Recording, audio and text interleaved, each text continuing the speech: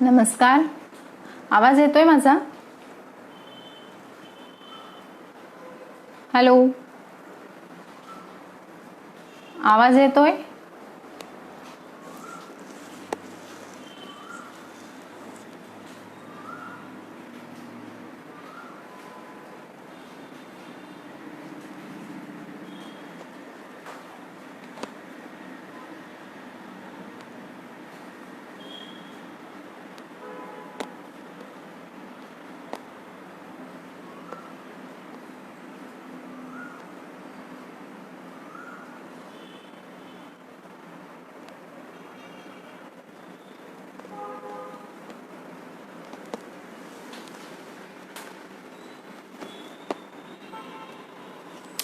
नमस्कार. आवाज येतोय? मी वैद्य पूजा कोटस्थाने भगवद्गीता मनोमनी या उपक्रमाअंतर्गत तुम्हा सर्वांचे मी मनोमन स्वागत करते. आज देवशयनी आषाढी एकादशी आणि या तिथीचे औचित्य साधून आपण गीतेच्या निरूपणाला सुरुवात करणार आहोत. पुण्यातील गीता धर्म मंडळ या संस्थेमार्फत पुण्यामध्ये अनेक ठिकाणी गीतेचे संथावर्ग चालवले जातात. हे संथावर्ग पूर्णतः निशुल्क चालवले जातात. 2014 साली मी या गीतेची संथा घेतली. सौ रीमा परांजपे मॅडम या माझ्या गुरु. मला कुठलीही संस्कृतची बॅकग्राऊंड नाही आहे, तरीसुद्धा हे गीतेचे 18 अध्याय आणि 700 श्लोक मी पाठ करू शकले. हे श्लोक पाठ करत असताना हे सगळे मंत्र जे आहे हे भगवंताच्या मुखातनं निघालेले आहेत. त्याच्यामुळे हे मंत्र म्हणत असताना ते अत्यंत शुद्ध, स्पष्ट आणि व्याकरणासकट परिपूर्ण असे असायला लागतात. तर ही सगळी तयारी माझ्या गुरूंनी माझ्याकडून करून घेतली. 2014 साली हे सगळं माझं झालं. 2015 साली या गीता धर्म मंडळामध्ये अनेक कंठस्थ स्पर्धा चालतात, अनेक मौखिक स्पर्धा चालतात, लेखी परीक्षा चालतात. या सगळ्या गोष्टींमध्ये मला मनोमन भाग घ्यायची इच्छा होती आणि त्याच वेळेला मला माझी मुलगी झाली. एक लहान मुलगी घेऊन हे सगळं करणं, सतत प्रॅक्टिस करणं, अभ्यास करणं हे थोडं अवघड जायला लागलं. पण तरीही 4 महिन्यानंतर मी पुन्हा जिथे माझा वर्ग चालायचा, माझ्या घरापासून जवळ जे गणपतीचं मंदिर आहे तिथे मी जाऊ लागले. तिथे मॅडमही येऊ लागल्या, त्या माझ्याकडून सराव करून घेऊ लागल्या. असं खूप चाललं. 3 ते 4 महिने या गोष्टी चालल्या. पण त्यानंतर मॅडमला माझी होणारी धावपळ जाणवली, कारण मी दवाखाना करून माझ्या मुलीचं सगळं शेड्यूल सांभाळून देवळामध्ये जात असे. त्यांना हे कुठेतरी जाणवायला लागलं की हिची हे सगळं करण्याची खूप मनापासून तयारी आहे, पण हिची खूप या प्रोसेसमध्ये धावपळ होतीये. म्हणून मॅडम मला म्हणल्या की तू सारखं बाळाला घेऊन बाहेर येत जाऊ नकोस, मीच तुझ्या क्लिनिकमध्ये येत जाईन आणि तुझा सराव करून घेत जाईन. 2015 या पूर्ण वर्षामध्ये त्या माझ्या क्लिनिकमध्ये यायच्या आणि माझ्याकडून सर्व अध्यायांचा सराव करून घ्यायचा. तिथल्या या स्पर्धा खूप व्यवस्थित पार पडल्या. तिथे मला अनेक बक्षिसं मिळाली. माझं खूप थोरांकडून, ज्येष्ठांकडून कौतुक झालं. हे सगळं जे मला करता आलं हे सगळं मला गुरूंमुळे करता आलं. हे वर्ष सरते तोच 2016 साली मला पुन्हा एक नवीन संधी प्राप्त झाली. ती म्हणजे शृंगेरी येथे शंकराचार्य यांच्या पुढे ही सगळी कंठस्थ केलेली गीता सादर करायची. आताही तोच प्रश्न होता. हे सगळे 18 अध्याय सतत म्हणायचे, सतत ते आपल्या कंठात येऊन थांबले पाहिजे, यासाठी खूप मोठा सराव करण्याची गरज होती. याही वेळेला मॅडम आणि माझ्या बरोबर जे काही सह अध्यायी होते ते माझ्या क्लिनिकमध्ये यायचे, माझ्या वेळेप्रमाणे यायचे आणि कधी 3-3 तास, 3-3 अध्याय, 6-6 अध्याय, 9-9 अध्याय, 18-18 अध्याय असा मॅडमनी माझ्याकडून खूप चांगल्या पद्धतीने सराव करून घेतला. तिथे शृंगेरीला सुद्धा मला पहिलं बक्षीस मिळालं. हे सगळं जे मी करू शकले हे सगळं परांजपे मॅडममुळे झालेलं आहे. त्याच्यामुळे आज ही जी बुद्धी मला होती आहे यामागेही त्याच खूप मोठं कारण आहेत. हे सगळं जे काही आहे हे मी सगळं त्यांना डेडिकेट करत आहे. लहानपणापासून आपण एक श्लोक शिकलेला असतो, गुरुर् ब्रह्मा गुरुर् विष्णू. या श्लोकाची त्यांनी मला प्रत्यक्ष अनुभूती करून दिली. तसंच आपल्या सर्वांना गीता म्हणल्यावर एकच श्लोक माहीत असतो की तो म्हणजे कर्म कर आणि कर्मफळाची अपेक्षा धरू नकोस. तर या सगळ्या 2-3 वर्षांमध्ये जात असताना मला प्रत्यक्ष मॅडमनी निष्काम कर्मयोग हा करून दाखवला. त्यामुळे त्यांची मी मनोपण कृतज्ञ आहे, ऋणी आहे, आभारी आहे. आता गीता मला कंठस्थ आहे आणि आयुर्वेद मला हृदयस्थ आहे. आता आपण बघतोय की सध्या अनेक दिवसांपासून मानवजात ही खूप चिंताक्रांत आहे या विषाणूमुळे. पण आपण स्वतः जर कुठे आश्वस्त असू, स्वतः आपण जर आश्वस्त असू, तर आपण येणारा कुठल्याही संकटाला अत्यंत धैर्याने तोंड देऊ शकतो. बघा अर्जुन हा श्रीकृष्णाला 6व्या अध्यायामध्ये म्हणतोय की चैंचलम ही मनः कृष्ण प्रमाथि बलवद दृढम तस्याहं निग्रहम मन्ये वायोरिवसु दुष्करम. की मनावर कसं काय नियंत्रण ठेवायचं, कारण मनामध्येच विचार उमटतात आणि जर या मनावर नियंत्रण ठेवायचं असेल तर हे किती अवघड आहे, हे कसं काय सगळ्यांना शक्य आहे. तर भगवंत बघा किती सुंदर उत्तर देत आहे. अभ्यासेन तु कौंतेय वैराग्येण च गृह्यते. श्रीकृष्ण काय म्हणतायत अर्जुनाला, हे बघ अर्जुना, मनावर नियंत्रण मिळवणं हे वायूवर नियंत्रण मिळवण्या इतपत अवघड आहे, पण ते काही असंभव नाहीये. तू सतत जर या गोष्टीचा अभ्यास केला आणि वैराग्य ठेवलं तर या गोष्टी सहज शक्य आहे. हे सांगण्याचा उद्देश हा आहे की आता हे जे आजूबाजूला खूप मोठं भीतीचं वातावरण पसरलेलं आहे, तर या भीतीतनं बाहेर निघण्यासाठी आपण आपल्या मनाचं सत्व वाढवणं, आपल्या मनाचं पौरुषत्व वाढवणं हे खूप गरजेचं आहे. आणि यासाठी आपल्या मनावर नियंत्रण ठेवणं किंवा मिळवणं हे तितकंच गरजेचं आहे. म्हणून आपल्या मनाला चांगल्या विचारांची सवय लावणं, सकारात्मक विचारांची सवय लावणं, प्रयत्नपूर्वक या गोष्टी देणं आणि अहितकर गोष्टी, ज्या मनाला चांगल्या गोष्टी नाही आहेत, आपल्या विचारांना ज्या चांगल्या गोष्टी नाही आहेत, त्या जाणीवपूर्वक काढून घेणं, या गोष्टी जर आपण साध्य केला तर आपण स्वतः आश्वस्त होतो, आपल्या मनाला धैर्य प्राप्त होतो आणि कुठलंही संकट आलं तरी आपण त्याला सहजी तोंड देऊ शकतो. आजपासून बरोबर 100 वर्षांपूर्वी स्पॅनिश फ्लूची साथ होती. त्याच्यानंतर जर तुम्ही पाहिलं तर सावरकरांच्या काळामध्ये ब्युबॉनिक प्लेगची साथ होती. अशा या साथी येत राहणार, जात राहणार. आपली मनुष्य जात सुद्धा ही पुढे पुढे सरकत राहणार. पण आज हे जे सतत भीतीचं वातावरण, अनिश्चिततेचं वातावरण आजूबाजूला जे झालेलं आहे, त्याच्यामधनं जर आपल्याला पुढे जायचं असेल तर आपल्या मनाला आश्वस्त करणं, आपण स्वतःला धैर्य देणं हे अत्यंत गरजेचं आहे. आणि याच गोष्टी आपल्याला पुढे जसे जसे अध्याय पुढे सरकतील, हे वेगवेगळ्या अध्यायातनं आपल्याला सतत पुढे येणार आहे. आयुर्वेद आणि भगवद्गीता या दोघांचा जर पाया बघितला तर हा वेद आणि भारतीय षड दर्शनशास्त्र असा आहे. त्यामुळे या दोन्ही ग्रंथांमध्ये मला अनेक साम्य स्थलं दिसून आली. जसं बघा, आता आयुर्वेदाचं ध्येय आहे की जो स्वस्थ व्यक्ती आहे त्याला स्वास्थ्य मिळवून देणं आणि जो रोगी व्यक्ती आहे त्याला निरोगी बनवणं. त्याच्यासाठी आयुर्वेदामध्ये आहार, निद्रा या गोष्टींवर खूप भर दिलेला आहे. तसंच गीतेच्या 6व्या अध्यायामध्ये भगवंत योगी जर व्हायचं असेल तर तुम्ही काय करायचं हे ते आपल्याला सांगतायत. बघा, युक्ताहार विहारस्य युक्तचेष्टस्य कर्मसु युक्त स्वप्नावबोधस्य योगो भवति दुःखः. म्हणजे जर आरोग्य टिकवायचं असेल तरी आहार, निद्रा, विहार या गोष्टी महत्त्वाच्या ठरतात. आणि तुम्हाला आध्यात्मिक प्रगती करायचं असेल, योगी व्हायचं असेल, तुम्हाला मोक्षाप्रत जायचं असेल तरी तुम्हाला याच मार्गातनं जावं लागतो.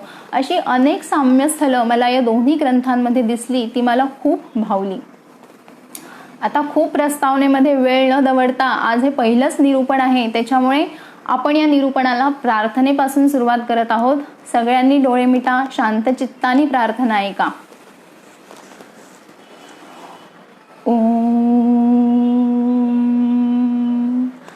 पार्थाय प्रतिबोधितां भगवता नारायणेन स्वयं व्यासेन ग्रथितां पुराणमुनिना मध्ये महाभारतम्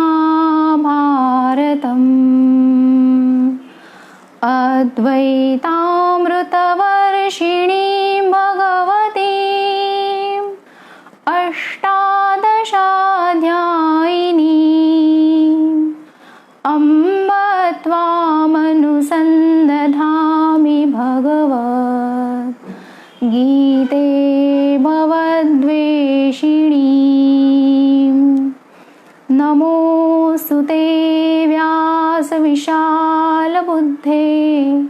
पुल्लारविन्दायतपत्रनेत्र येन त्वया भारततैलपूर्णः प्रज्वालितो ज्ञानमयः प्रदीपः प्रपन्नपारिजाताय स्तोत्रवैत्रैकपाणये ज्ञानमुद्राय कृष्णाय गीतामृतदुहे नमः।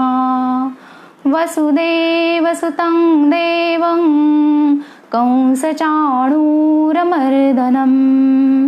देवकी परमानन्दौ कृष्णं व्यासे जगद्गुरुं मूकं करोति वाचालं पङ्गुल्लङ्घयते गिरिं यत्कृपातमहं वन्दे परमानन्दमाधवम् नारायणं नमस्कृत्य नरं चैव नरोत्तमं देवीं सरस्वतीं व्यासं ततो जयमुदीरयेत्।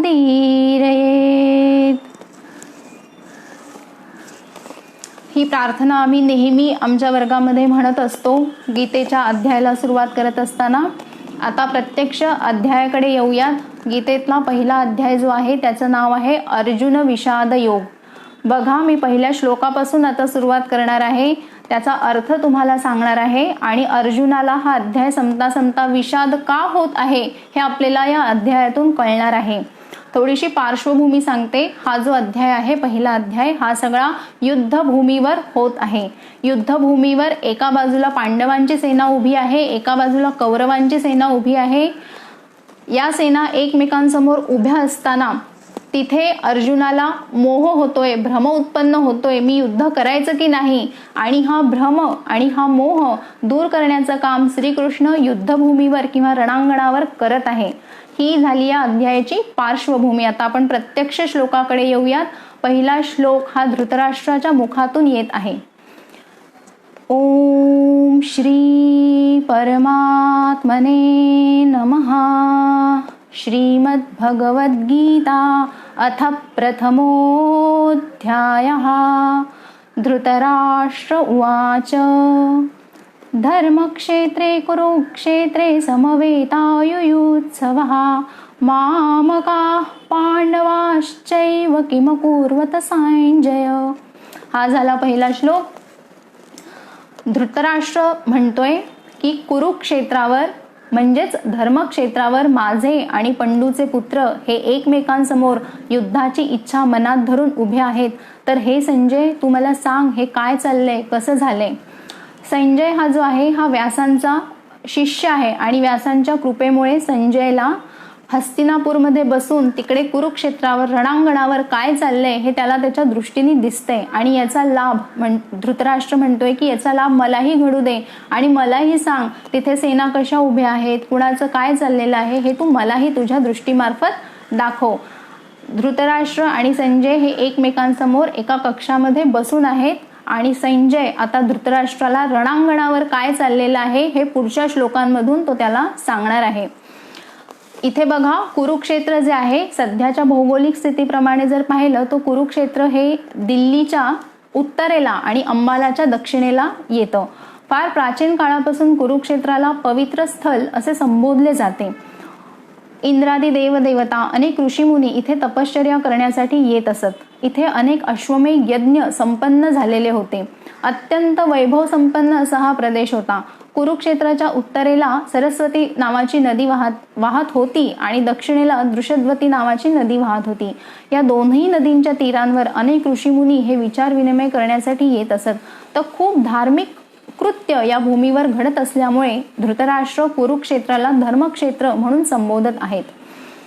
पुढे कुरु नावाच्या राजाने ही जमीन लागवडीखाली आणली आणि हा कुरु कौरव आणि पांडवांचा मूळ पुरुष म्हणून ओळखला जाऊ लागला आणि या कुरुवरूनच या भूमीला कुरुक्षेत्र असे नामाभिधान झाले. म्हणजे आता तुम्हाला इथपर्यंत कळलंय की या कुरुक्षेत्राला धर्मक्षेत्र का म्हणलं जातंय, कारण तिथे खूप वर्षांपासून खूप धार्मिक कृत्य घडत आहेत. पण आता या कुरुक्षेत्रावर, या धर्मक्षेत्रावर महाभारताचं युद्ध सुरू होत आहे. पुढचा श्लोक बघा. संजय उवाच दृष्ट्वा तु पांडवानीकौ व्यूढं दुर्योधनस्तदा आचार्यमुपसंगम्य राजा वचनमब्रवीत्. दुर्योधन हा आपल्या रथातनं खाली उतरतोय, गुरु द्रोणांजवळ जातोय आणि त्यांना म्हणतोय, आचार्य ते बघा पुढे पांडवांची सेना उभी आहे. त्यांनी त्यांच्या सेनेची व्यवस्थित रचना केलेली आहे आणि ही जी रचना केलेली आहे सेनेची, त्याच्यामध्ये बघा तुमचा जो बुद्धिमान शिष्य आहे द्रुपद, त्याचा जो पुत्र आहे दृष्टद्युम्न, त्यांनी पांडवांच्या सेनेची रचना केलेली आहे, असं या श्लोकामध्ये दुर्योधन द्रोणांना सांगत आहे. पुढचा श्लोक बघा. पश्यैतां पांडुपुत्राणामाचार्य महतीं च मूं व्यूढान् द्रुपदपुत्रेण तव शिष्येण धीमता.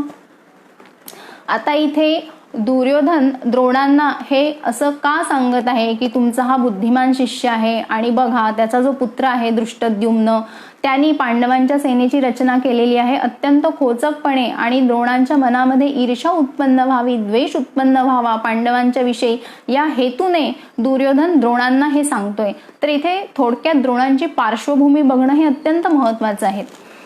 द्रोण हे जे आहे हे भरद्वाज ऋषींचे पुत्र होते. त्यांनी वेदांगाचे सर्व ज्ञान हे आपल्या पित्याकडून मिळवले होते. शस्त्रास्त्राचे ज्ञान त्यांनी परशुरामांकडून मिळवले होते आणि बाकीच्या ज्या विद्या होत्या त्याचं ज्ञान आत्मसात करण्यासाठी ते अग्निवेश ऋषींच्या आश्रमामध्ये राहू लागले. तिथे त्यांना पांचाल देशाचा युवराज द्रुपद हा त्यांना तिथे भेटला. आता त्या दोघांमध्ये खूप घनिष्ठ मैत्री झाली. द्रुपदांनी द्रोणांना आश्वासन दिले की तुझी आणि माझी मैत्री ही खूप दृढ आहे आणि मी या मैत्रीला कधीही अंतर देणार नाही आणि मी जेव्हा राजा होईन तेव्हा तुला निश्चितच गरीब राहू देणार नाही. त्यांचं शिक्षण संपलं. द्रोण आणि द्रुपद आपापल्या घरी परतले. पुढे द्रोणांचं लग्न झालं. द्रोणांचं लग्न झाल्यानंतर त्यांना मुलगा झाला. त्या मुलाचं नाव अश्वत्थामा. पण गुरु द्रोणांची परिस्थिती ही अत्यंत गरिबीची आणि खालावलेली होती. एकाही मुलाचं पालनपोषण करण्याचं सामर्थ्य त्यांच्यामध्ये नव्हते. अश्वत्थाम्याला जर दूध द्यायचं झालं तर ते पाण्यामध्ये पीठ कालवून देत असत. एवढी त्यांची परिस्थिती खालावलेली होती. त्यांना आपल्या मित्राचे शब्द सुचले आणि ते द्रुपद राजाकडे गेले. जेव्हा द्रोण द्रुपद राजाकडे गेले तेव्हा द्रुपदाने ही मैत्री नाकारली. ते म्हणले, अरे मैत्री ही समानधर्मी लोकांमध्ये होत असती. द्रोणांना हा अपमान सहन झाला नाही की आपल्या मित्रांनी ही आपली मैत्री नाकारलेली आहे, स्वीकारलेली अजिबात नाहीये. या अपमानासकट गुरु द्रोण हे हस्तिनापूरला गेले आणि हस्तिनापूरला भीष्म यांना गुरु द्रोणांच्या अंगी असलेले जे गुण होते त्याची पारख होती, म्हणून भीष्मांनी गुरु द्रोणांना हस्तिनापूरला अध्यापन कार्य करण्याचे काम नेमून दिले.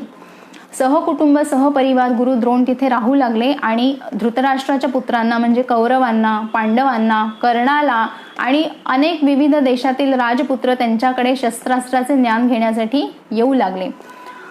निस्पृह आणि विद्यासंपन्न ब्राह्मण हा अपमान काही विसरलेला नव्हता. जसं पांडवांचं शिक्षण पूर्ण झालं तसं द्रोणांनी पांडवांना द्रुपद राजावर आक्रमण करून जायला सांगितलं. या युद्धामध्ये द्रुपद राजा हा हरला आणि द्रुपद राजाला पांडवांनी बंदिवान करून गुरु द्रोणांसमोर उभे केले. आता द्रोण म्हणले, आता तरी बरोबरी झाली का? आता मी तुला बंदिवान केलेलं आहे आणि ही बरोबरी अशीच राहण्यासाठी तुझे अर्ध राज्य तुला परत करतो आणि अर्ध राज्य माझ्याकडे ठेवून घेतो. आता तरी ही मैत्री अभंग ठेव. द्रुपद राजा सुद्धा क्षत्रिय, त्याला सुद्धा हा अपमान सहन झाला नाही. म्हणून द्रुपद राजाने नवस केला आणि त्यांनी असा वर मागून घेतला की मला द्रोणांचा वध करणारा पुत्र लाभावा. आता हा पुत्र म्हणजे धृष्टद्युम्न. धृष्टद्युम्न जरी हा द्रुपदाचा पुत्र असला तरी त्यावेळेस गुरु द्रोण हे खूप मोठे आचार्य होते आणि त्यांचा खूप मोठा नावलौकिक होता. त्याच्यामुळे हा धृष्टद्युम्न सुद्धा गुरु द्रोणांकडे शस्त्रविद्येचे ज्ञान घेण्यासाठी येऊ लागला. द्रोणांना माहीत होतं की हा मुलगा म्हणजे आपला काळ आहे, पण तरी सुद्धा अध्यापन व्रताला जागून गुरु द्रोणांनी त्यांच्याकडे असलेले सर्व ज्ञान हे त्याला दिले आणि त्याला सुद्धा उत्तमोत्तम शिष्य बनवलं. धृष्टद्युम्न सुद्धा हा खूप हुशार, बलवान, पराक्रमी असा राजा होता. पण आज बघा रणांगणावर काय होतंय की ज्या गुरुनी त्याला तयार केलं तोच शिष्य आज पांडवांच्या बाजूनी पांडवांच्या सेनेची रचना करून पांडवांचा सेनापती होऊन गुरुच्या विरोधात उभा ठाकलेला आहे. म्हणून दुर्योधन द्रोणांना सतत जाणीव करून देतोय की तुमचा शिष्य ज्याला तुम्ही शिकवलं, जो अत्यंत बुद्धिमान आहे, हा तुमच्या विरोधात, तुमच्या विरुद्ध भूमिकेमध्ये तुमच्याशी युद्ध करण्यासाठी तुमच्या समोर उभा ठाकलेला आहे. ही झाली द्रोणांची पार्श्वभूमी. आता बघा पुढच्या श्लोकामध्ये दुर्योधन आपल्याला कुणाकुणाची ओळख करून देतोय की पांडव सेनेमध्ये जे जे योद्धे आहेत, जे जे पराक्रमी शूरवीर आहेत, या सर्वांची ओळख आपल्याला दुर्योधन पुढच्या श्लोकांमध्ये करून देतोय. बघा आता पुढचा श्लोक. अत्र शूरा महेश्वासा भीमार्जुन समायुधी युयुधानो विराटश्च द्रुपदश्च महारथः. सगळ्यात पहिल्यांदी दुर्योधन काय म्हणतोय की पांडवांच्या सेनेमध्ये भीम, अर्जुन असे महापराक्रमी वीर पुरुष आहेत. भीमा अर्जुन समायुधी. त्याच्यानंतर तो कुणाकुणाची नावं घेतोय. युयुधान. युयुधान हा अर्जुनाचा शिष्य आहे आणि तो कृष्णालाही अत्यंत प्रिय आहे. त्याच्या हातामध्ये एक खूप मोठे धनुष्य आहे असं तो द्रोणांना सांगत आहे.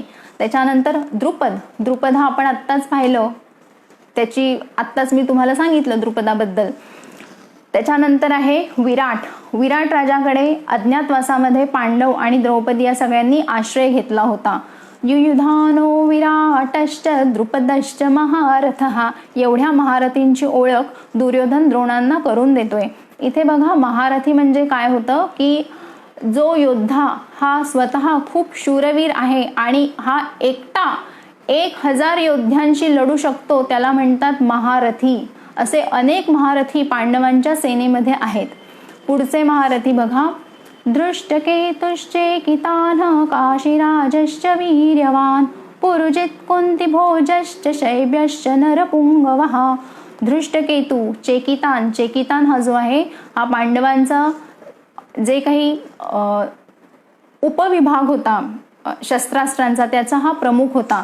दृष्टकेतुश्चेकितानः काशीराजश्च वीर्यवान. काशीराज हा सुद्धा अत्यंत पराक्रमी राजा आहे आणि तो काशी देशाचा राजा आहे. पुरुजित आणि कुंतीभोज हे कुंतीचे पुत्र आहेत, म्हणजे पांडवांचे मामा आहेत. अत्यंत सावध आणि दक्ष असे हे योद्धे आहेत. शिबी, शैब्य. पुढे हा जो शैब्य राजा आहे हा शिबी देशाचा राजा आहे आणि हा शैब्य राजा अत्यंत पराक्रमी आहे. महाभारतामध्ये त्याच्या पराक्रमाचे खूप उल्लेख आलेले आहेत. त्याचं व्यक्तिमत्व हे अत्यंत प्रसन्न आणि लोभस आहे. म्हणून दुर्योधन या शैब्य राजाला नरपुंगव म्हणून असं संबोधत आहे. हे योद्धे झाले. आता अजून एका पुढच्या श्लोकामध्ये अजून काही उरलेल्या योद्ध्यांची ओळख दुर्योधन द्रोणांना करून देत आहेत. युधामन्युश्च विक्रांत उत्तमौजाश्च वीर्यवान सौभद्रो द्रौपदेयाश्च सर्व एव महारथाः. आता इथे युधामन्यू आणि उत्तमौजा जो आहेत त्यांच्याकडे अर्जुनाचं जे रथचक्र आहेत त्याचं संरक्षण करण्याचं काम हे नेमून दिलेलं आहे. पुढचे जे योद्धे आहेत सौभद्र म्हणजे सुभद्रेचा पुत्र अभिमन्यू, जे आपण जाणतो की तो चक्रव्यूहामध्ये गेला आणि खूप अन्यायाने कर्ण, द्रोण या सर्वांनी त्याचा वध केला महाभारताच्या युद्धामध्ये. आणि द्रौपदीचे 5ही पुत्र, अशा 17 महारथींची ओळख दुर्योधन द्रोणांना सांगतोय की बघा हे सगळे पांडव सेनेमध्ये आपल्या विरुद्ध लढायला उभे आहेत.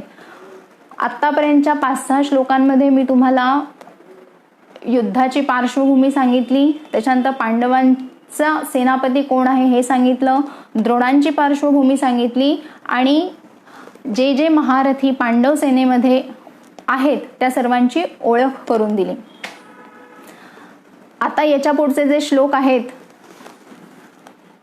त्याच्यामध्ये दुर्योधन काय करतोय की पांडवांच्या सेनेची माहिती आता सगळी सांगून झालेली आहे, तो आता कौरवांच्या सेनेची माहिती द्रोणांना सांगणार आहे. बघा, अस्माकंतु विशिष्टाये तान्निबोधद्विजोत्तम नायका मम सैन्यस्य सैन्यार्थं तान् ब्रवीमि ते भवान् भीष्मश्च कर्णश्च कृपश्च समितिञ्जयः अश्वत्थामा विकर्णश्च सौमदत्तस्तथैव च. पांडवांच्या सेनेची माहिती करून झालेली आहे. आता कौरवांच्या सेनेमध्ये कोण कोण आहे तो एकदा द्रोणांना आठवण करून देत आहे. काय म्हणतोय बघा, हे ब्राह्मण श्रेष्ठा, आत्तापर्यंत मी तुला पांडव सेनेमध्ये जे जे महारथी आहेत त्या सर्वांविषयी तुला सांगितलेले आहे. आता कौरवांच्या सेनेमध्ये कोण कोण आहे हे मी तुला सांगतो.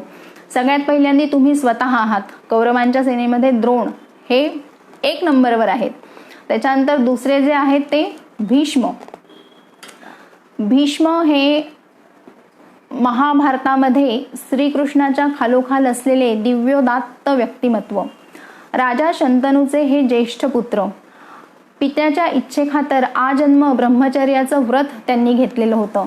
निश्चल बुद्धी, स्थिर मनस्थिती, अलौकिक पराक्रम, निस्सीम औदार्य, शस्त्रास्त्रांचे तंतोतंत ज्ञान. भीष्म म्हणजे क्षत्रियांच्या अंगी जे काही गुण असतात त्याचे हे मूर्तिमंत आविष्कार. पण असं असून सुद्धा ते दुर्योधनाच्या अन्यायी पक्षामध्ये युद्धासाठी उभे आहेत, कारण त्यांनी तशी प्रतिज्ञा केलेली आहे. पुढे आहे कृपाचार्य. कृपाचार्य हे हस्तिनापूरमध्ये मुख्याध्यापक म्हणून काम करत होते. असं म्हणतात की महाभारताच्या युद्धामध्ये जे काही जिवंत राहिले, 3 कौरव पक्षी जे जिवंत राहिले त्याच्यामध्ये हे कृपाचार्य जिवंत राहिले आणि ते अमर आहेत असं मानलं जातं. पुढे आहे कर्ण. कर्ण हा कुंतीचा जन्मतः टाकून दिलेला पुत्र. हा राधा आणि अधिरथ या जोडप्याने अत्यंत प्रेमाने वाढवला आणि सांभाळला. अधिरथ हा धृतराष्ट्राचा सारथी. कर्ण जो आहे अत्यंत पराक्रमी, तेजस्वी, वीर असा होता, पण तो खूप अहंकारी होता आणि लहानपणापासून कौरवांनी जो काही पांडवांवर अन्याय केलेला होता त्या सगळ्यामध्ये हा कर्ण त्यांच्यामध्ये सामील असायचा. कर्णाची दुर्योधनाला साथ असायची. त्याच्यानंतर येतो विकर्ण. विकर्ण हा दुर्योधनाचा धाकटा भाऊ. तो सुद्धा अत्यंत धार्मिक आणि नीतिमान. जेव्हा भर सभेमध्ये द्रौपदीचा अपमान करण्यात आला तेव्हा दुर्योधनाला किंवा दुर्योधनाच्या विरुद्ध बोलणारा फक्त हा विकर्ण होता. त्याच्यानंतर आहे अश्वत्थामा. अश्वत्थामा हा गुरु द्रोणांचा पुत्र. आता द्रोणांचं जी पार्श्वभूमी सांगितली त्याच्यामध्ये अश्वत्थाम्याचा उल्लेख आलेला आहे. खरं तर अर्जुन हा द्रोणांचा खूप प्रिय शिष्य होता, पण गुरु द्रोणांनी अर्जुनाला ब्रह्मास्त्र विद्या शिकवली नाही. पुत्र प्रेमापोटी त्यांनी अश्वत्थाम्याला ही विद्या शिकवली. महाभारताचं युद्ध संपता संपता अश्वत्थाम्यानी हे ब्रह्मास्त्र त्याला जे त्याच्या वडिलांनी शिकवलेलं होतं हे त्यांनी काय केलं, पांडवांच्या शिबिरामध्ये गेला आणि तिथे जे निशस्त्र सैनिक होते, जे असावध सैनिक होते त्यांच्यावर या विद्येचा त्यांनी वापर केला. तो तर केलाच, पण त्याच्याही पुढे जाऊन अभिमन्यूची पत्नी उत्तरा हिच्या गर्भावर त्यांनी या ब्रह्मास्त्र विद्येचा उपयोग केला. म्हणून श्रीकृष्णाने अश्वत्थाम्याला शाप दिला की तू हे जे काही केलेलं आहे हे अत्यंत चुकीचं केलेलं आहे, म्हणून तू 3000 वर्षेपर्यंत पृथ्वीवर पीडा भोगत जगत राहशील. आणि असं म्हणतात की आजही तो त्याच फेऱ्यामधून चाललेला आहे. आता पांडव सेनेची माहिती झालेली आहे आणि कौरव सेनेची सुद्धा माहिती झालेली आहे. आता पुढे बघा काय म्हणतायत. अन्ये च बहवशूरा मदर्थे त्यक्त जीविताः नाना शस्त्र प्रहरणा सर्वे युद्ध विशारदाः.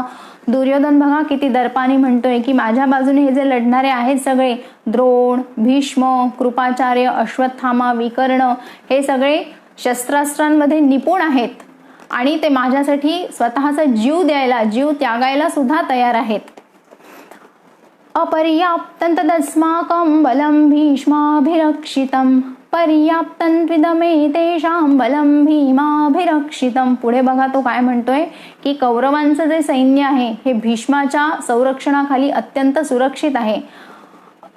आणि कौरवांचं जे सैन्य आहे हे आकाराने आणि संख्येने पण खूप मोठं आहे, कारण कौरवांकडे 11 अक्षौहिणी एवढं सैन्य आहे आणि पांडवांकडे ते फक्त 7 अक्षौहिणी एवढंच सैन्य आहे.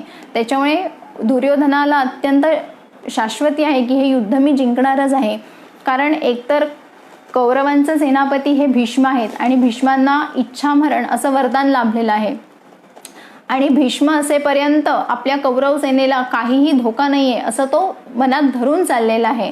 आणि म्हणून तो म्हणतोय अपर्याप्तं तदस्माकं बलं भीष्माभिरक्षितं. आमचं जे सैन्य आहे हे अगाध आहे, खूप मोठं आहे, कारण आणि ते भीष्माच्या संरक्षणाखाली आहे. पण पांडवांच्या बाबतीत काय आहे की त्यांच्याकडे सैन्याची संख्या पण खूप कमी आहे आणि त्यांचा जो सेनेचा जो पुढाकार घेणारा जो मनुष्य आहे भीम, त्याची आणि भीष्मांची काय तुलना? मेरू पर्वत आणि मोहरी यांची काय तुलना होऊ शकते का?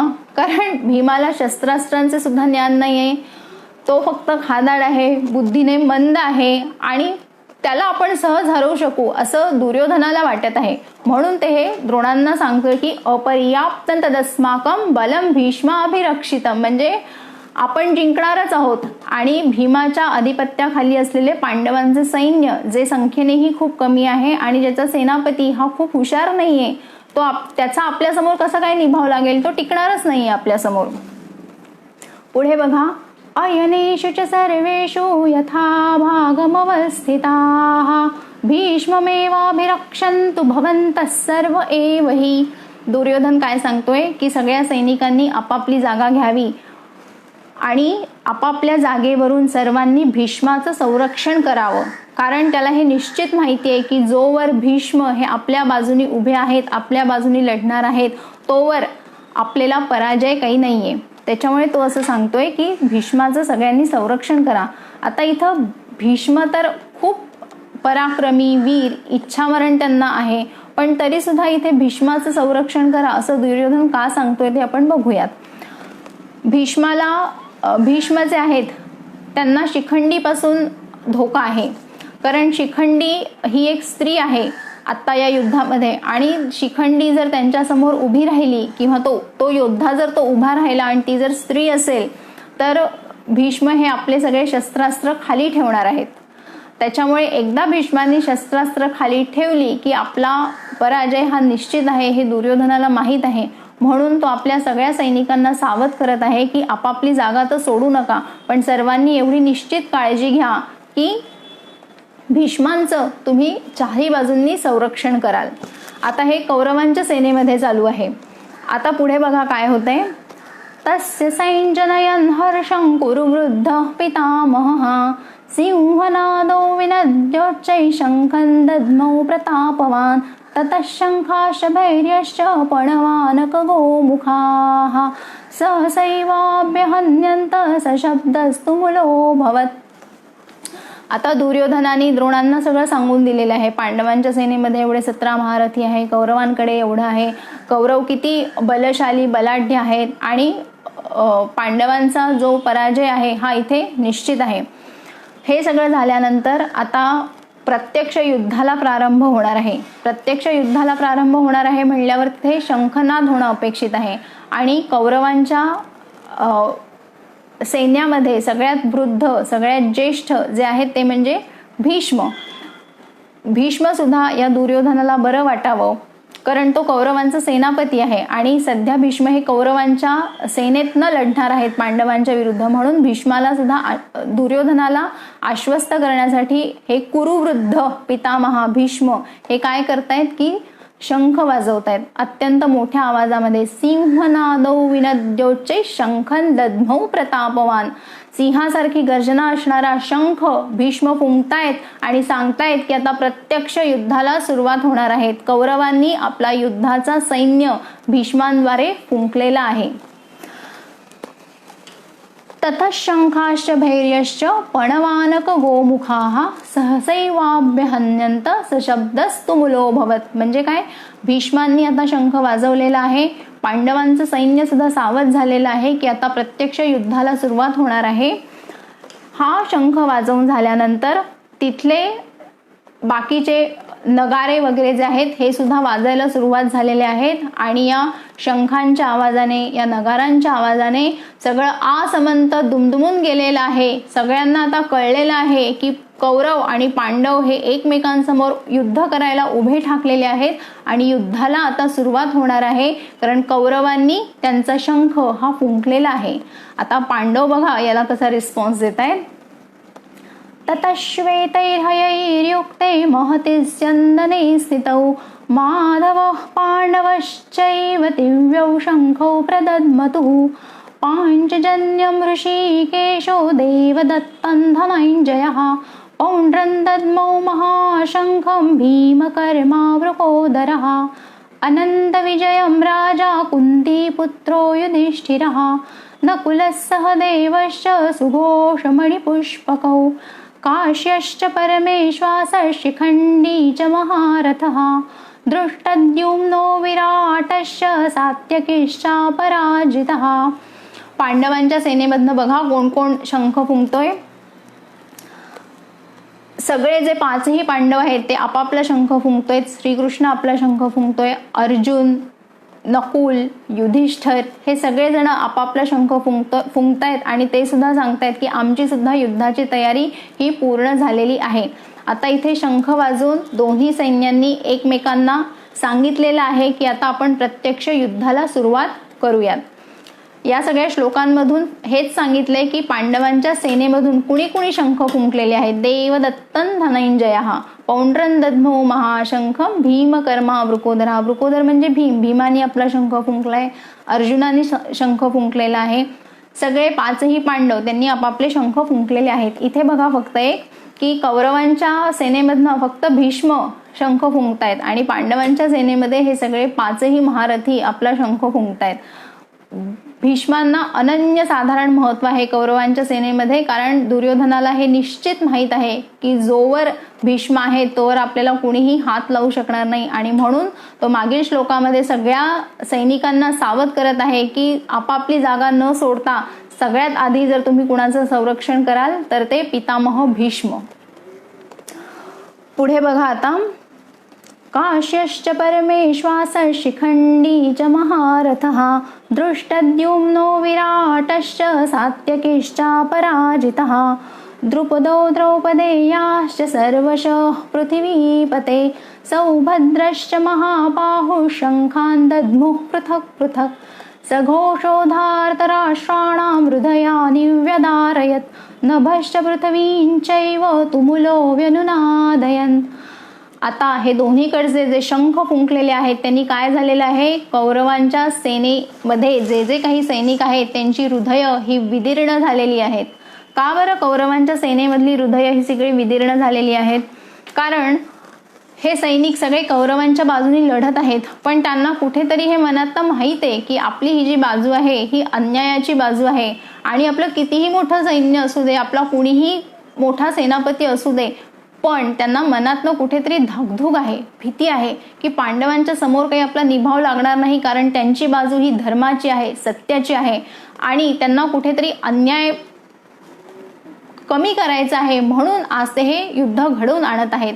त्याच्यामुळे कौरवांकडील सैनिकांना हे निश्चित माहिती आहे की आपली बाजू ही अन्यायाची आहे, म्हणून भीतीमुळे, शंकेमुळे त्यांची हृदय इथं विदीर्ण होत आहेत. म्हणून तो श्लोक आलेला आहे, सघोषोधात राष्ट्राणां हृदयानि व्यदारयत्. विदीर्ण होत आहेत हृदय.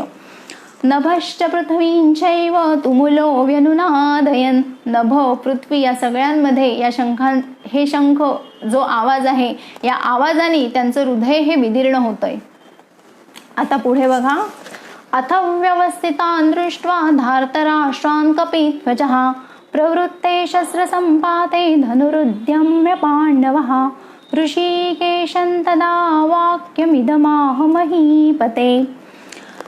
आता हे सगळं अर्जुन पण हे सगळं बघतोय की दुर्योधन उतरतोय, तो द्रोणांना सगळं सांगतोय, दोन्हीकडचे सैनिक शंख फुंकल्यामुळे सगळे सावध झालेले आहेत.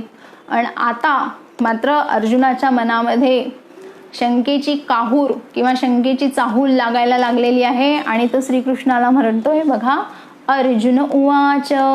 आतापर्यंत जे श्लोक होते हे धृतराष्ट्र, संजय यांच्यामध्ये चाललेले होते. आता अर्जुन इथपासून सुरुवात करतोय.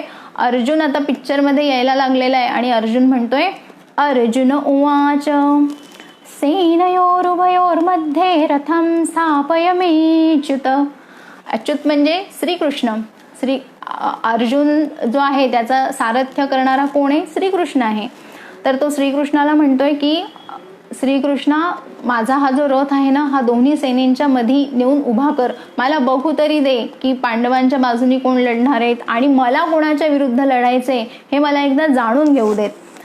यावदेता निरीक्षे हयोध्युकामानवस्थितान् कैर्मया सह योद्धव्यमस्मिन् रणसमुद्यमे.